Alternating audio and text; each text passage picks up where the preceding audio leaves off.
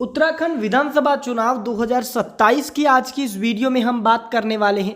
उत्तराखंड में किसकी बनेगी सरकार, कौन बनेगा उत्तराखंड का मुख्यमंत्री। जी हां दोस्तों, आज की इस वीडियो में हम बात कर रहे हैं उत्तराखंड की 70 विधानसभा सीटों की। सबसे पहले हम पिछली बार की बात कर लें। उत्तराखंड में वर्तमान के अंदर बीजेपी की सरकार है। सूत्रों के हवाले से बड़ी खबर ये मिल रही है कि बीजेपी अपना मुख्यमंत्री बदलने जा रही है। जी हां दोस्तों, ये खबर वैसे तो उत्तराखंड में इतनी बड़ी बात नहीं है, क्योंकि बीजेपी ने अपना मुख्यमंत्री लगभग 2 बार उत्तराखंड में बदल दिया है। पुष्कर सिंह धामी की जगह अब उत्तराखंड में बीजेपी मुख्यमंत्री किसे बनाएगी, ये तो बड़ा ही रोमांचक फैसला होने वाला है। लेकिन आपको एक बात तो बता दें कि बीजेपी के मुख्यमंत्री बदलने का फॉर्मूला क्या बीजेपी को फिर से उत्तराखंड में जीत दिला पाएगा, आज की इस वीडियो में हम बात करेंगे। आप इस वीडियो को लाइक, लाल बटन दबाकर चैनल को सब्सक्राइब, घंटी के बटन को दबा दें, क्योंकि यह बिल्कुल फ्री होता है। इसमें किसी भी प्रकार के कोई पैसे नहीं लगते हैं। दोस्तों, सबसे पहले अगर हम बात कर लें उत्तराखंड के सबसे पहले जिले अल्मोड़ा की 6 सीटों की। अल्मोड़ा के अंदर 6 विधानसभा की सीटें आती है, जिसमें 2 सीटों पर बीजेपी के खाते के अंदर जीत जा सकती है। वहीं 4 सीटों पर कांग्रेस पार्टी के खाते के अंदर जीत जा सकती है। तो यहां पर 0 सीट जा सकती है अन्य के खाते के अंदर। वहीं अगर हम बात बागेश्वर जिले की 2 सीटों की करते हैं, तो बागेश्वर जिले के अंदर कांग्रेस पार्टी 2 की 2 सीटें हासिल करने में कामयाबी हासिल कर सकती है। वहीं हम अगर बात करते हैं दोस्तों चमोली जिले की 3 विधानसभा सीटों की। चमोली जिले की 3 विधानसभा सीटों की हम बात कर रहे हैं, जिसमें बीजेपी 1 सीट हासिल कर सकती है, तो कांग्रेस पार्टी 2 सीटें हासिल करने में कामयाबी हासिल कर सकती है। वहीं चंपावत जिले की बात करते हैं। चंपावत जिले में 2 सीटें आती हैं। 1 सीट बीजेपी पार्टी हासिल कर सकती है, तो 1 सीट कांग्रेस पार्टी हासिल कर सकती है, और अन्य का यहाँ पर खाता नहीं खुलने वाला।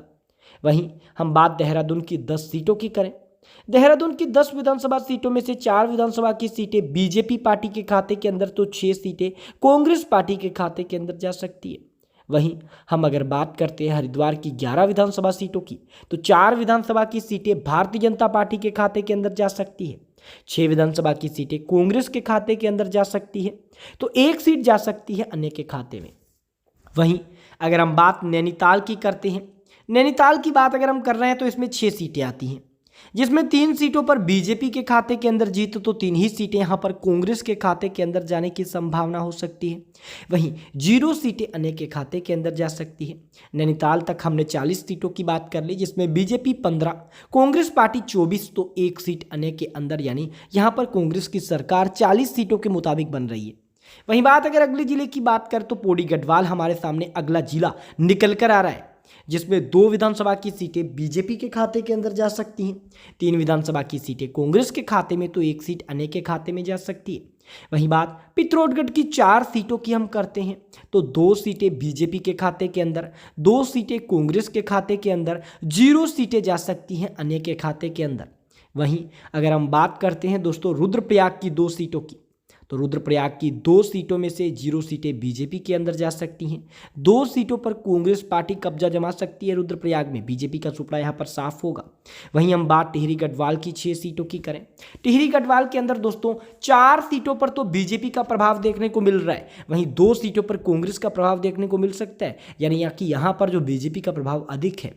वहीं अगर हम बात करते हैं उधम सिंह नगर की 9 विधानसभा सीटों की, तो यहाँ पर दोस्तों 5 विधानसभा की सीटें बीजेपी के खाते में जा सकती हैं, तो 4 सीटें कांग्रेस के खाते में, तो 0 सीटें अन्य के खाते के अंदर जा सकती हैं।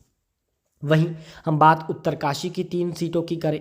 2 सीटें बीजेपी के खाते के अंदर जा सकती है, तो 1 सीट कांग्रेस के खाते में जा सकती है।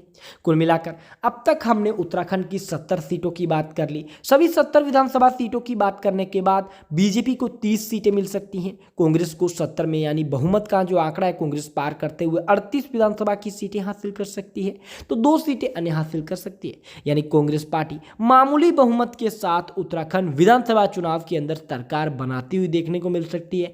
आपके अकॉर्डिंग किसकी बनेगी उत्तराखंड में सरकार, कौन बनेगा उत्तराखंड का मुख्यमंत्री? वीडियो को लाइक, लाल बटन दबाकर चैनल को सब्सक्राइब, घंटी के बटन को याद से जरूर दबाइए।